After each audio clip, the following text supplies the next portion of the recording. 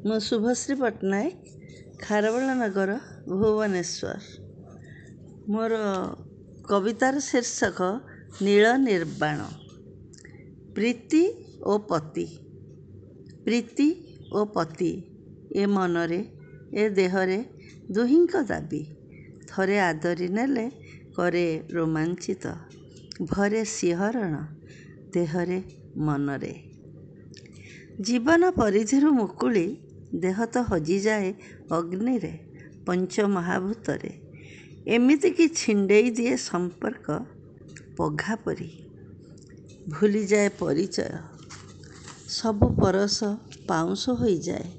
ସବୁ ପରଶ ପାଉଁଶ ହୋଇଯାଏ।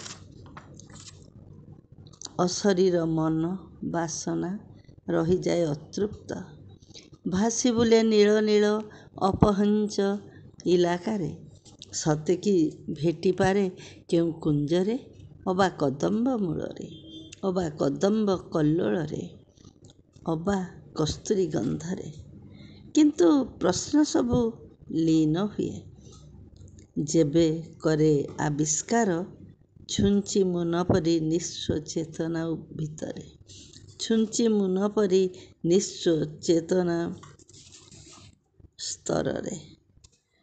ଏକ ଭିନ୍ନ ସ୍ଥିତି ନିର୍ବାଣର ନୀଳ ପାପୁଲିରେ। ଏକ ଭିନ୍ନ ସ୍ଥିତି ନିର୍ବାଣର ନୀଳ ପାପୁଲିରେ। ଧନ୍ୟବାଦ। କେଉଁଠି ବନ୍ଦ ହେବ?